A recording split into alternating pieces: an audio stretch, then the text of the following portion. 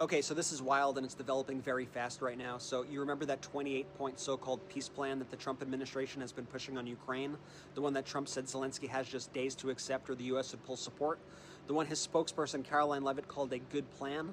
The one in which J.D. Vance mocked people for not understanding? And the one our allies immediately condemned as essentially a surrender document? Yeah, so it turns out that plan? Not a U.S. peace plan at all. In fact, it is a Russian wish list, literally. According to new reporting from Nick Schifrin and PBS NewsHour, senators were briefed today, and Marco Rubio is now claiming that the 28-point plan actually came from Russia and not the United States. People online were speculating it was a Russian document translated into English, noting this bizarre phrasing that matched the way people speak in Russia, and, well, they were right. Senator Mike Rounds confirmed it. In his words, he said, quote, "We are the recipients of a proposal that was delivered to one of our representatives. It is not our recommendation. It is not our peace plan. It was leaked. It was not released by us." Rounds says that the document was passed to Trump's special envoy Steve Witkoff by someone believed to be representing Russia.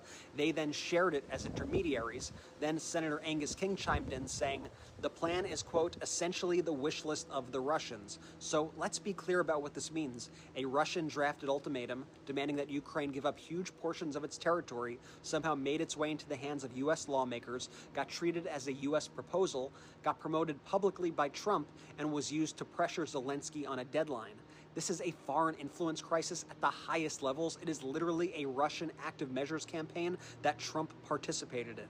And it gets messier. Reporters at Axios, who first published details of the plan, said that it was written by U.S. officials, including Steve Witkoff and Marco Rubio. And now Marco Rubio is saying that none of that is true. Our allies have already blasted the plan. Ukraine called it a complete capitulation, and now we know why, because it was literally a Russian wish list. So bottom line, a Russian peace plan made it to Washington, got elevated by Trump world, pushed on Ukraine, and is now blowing up in their faces as senators admit it came straight from Moscow. This is a national security nightmare. It is a foreign policy disaster. This is a major scandal. I'm going to keep you updated as more drops, so follow along and spread the word.